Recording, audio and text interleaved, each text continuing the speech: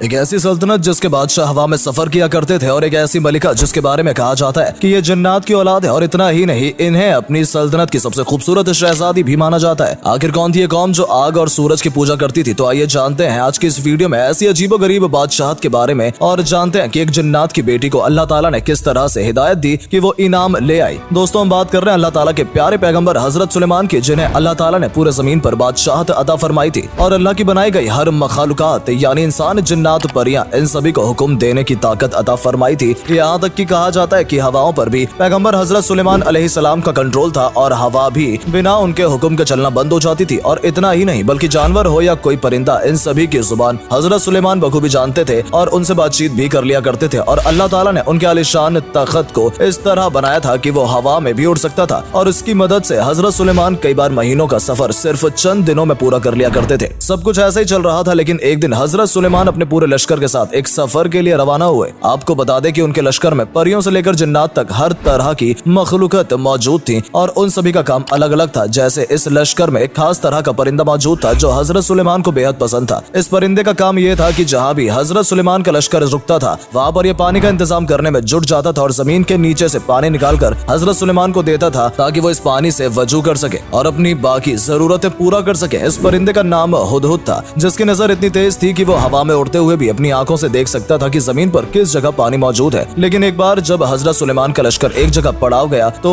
वहाँ पर पानी की तलाश करने के लिए गुदगुद मौजूद नहीं था, जिसके बाद हजरत सुलेमान अलैहिस्सलाम ने यह कहा कि आखिर अचानक गुदगुद ऐसे गायब क्यों हो गया। अगर उसने इसकी कोई बड़ी वजह नहीं बताई तो मैं उसे सख्त सजा दूंगा। और जब गुदगुद हजरत सुलेमान अलैहिस्सलाम के पास आता है तो उनसे कहता है कि मैं एक ऐसी अजीबोगरीब जगह गया था जहाँ पर एक खूबसूरत मलिका रहती है जिसका नाम बिल्किस है। वहाँ के लोगों को अल्लाह ताला ने बेशुमार नियमतों से नवाजा है, लेकिन इन सब चीजों के अलावा भी वो लोग आग और सूरज की पूजा करते हैं। और इतना ही नहीं बल्कि शहजादी बिल्किस का जो तख्त है वो भी पूरा हीरो और मोती से तैयार किया गया है। लेकिन वहाँ मौजूद हर इंसान शिर्क कर रहा है और जिन रास्ते पर चलने के लिए अल्लाह ने सख्त मना किया है वो सभी लोग उन्हीं रास्ते पर चल रहे हैं। जब हजरत सुलेमान ने ये सभी बातें सुनी तो उन्होंने एक खत लिखा और शहजादी बिल्किस को ईमान लाने पर दावत दी और वो खत गुदगुद को सौंप दिया। जिसके बाद गुदगुद नाम का ये परिंदा शहजादी बिल्किस के महल में पहुंचा और उस वक्त वो आराम कर रही थी, इसलिए गुदगुद उनके पास ही वो खत रखकर वापस लौट आया। और जब बिल्किस ने उस खत को पढ़ा तो उन्होंने अपने सभी दरबारी से पूछा कि आखिर ये शख्स कौन है जो हमें इनाम पर आने की दावत दे रहा है। जिसके बाद लोगों ने बताया कि इनका नाम हजरत सुलेमान है, ये अल्लाह के पैगंबर हैं और लोगों को दिन के रास्ते पर चलने की हिदायत देते हैं। जिसके बाद शहजादी ने सोचा कि क्यों ना हजरत सुलेमान को आजमाया जाए और ऐसा करने के लिए उन्होंने हजरत सुलेमान के पास कीमती तोहफे भिजवाए ताकि वो समझ सके कि अगर हजरत सुलेमान ने उन तोहफों को कबूल कर लिया तो इसका मतलब ये है कि वो अल्लाह के बंदे नहीं है बल्कि सिर्फ एक बादशाह है और उनके अंदर भी लालच है। और जब शहजादी बिल्किस ने दरबारी को उन तोहफे के साथ हजरत सुलेमान अलैहिस्सलाम के महल तक पहुंचा दिया तो हजरत सुलेमान अलैहिस्सलाम ने इन तोहफों को लेने से साफ मना कर दिया और कह दिया कि जो कुछ भी तुम मेरे लिए लाए हो अल्लाह ताला ने मुझे इससे भी कीमती चीजों से नवाजा है, इसलिए यहाँ से चले जाओ और अपनी शहजादी बिल्किस से जाकर कह दो कि अगर उन्होंने ईमान नहीं लाया तो हम जंग लड़ने के लिए भी पूरी तरह तैयार हैं। और जब दरबारी ने शहजादी को ये सब बातें बताई तो उन्हें इस पर काफी फिक्र हो गई और वो हजरत सुलेमान से मिलने के लिए रवाना हो गई। दोस्तों, दिलचस्प बात यह है कि जब हजरत सुलेमान को इस बात की खबर लगी कि बिल्किस उनसे मुलाकात करने के लिए उनके महल आ रही है तो उन्होंने अपने महल में मौजूद सभी लोगों से कहा कि आप सभी में से कौन वो शख्स है जो शहजादी बिल्किस का तख्त उनके यहाँ आने से पहले ला सकता है। हालांकि बहुत से लोगों ने कहा कि वो ऐसा कर सकते, लेकिन ऐसा करने के लिए उन्हें काफी वक्त चाहिए था। जबकि हजरत सुलेमान अलैहिस्सलाम चाहते थे कि शहजादी बिल्किस के आने से पहले ही उनका तख्त महल में पहुंच जाए। और फिर अल्लाह के वली असीम बिन बरकिया ने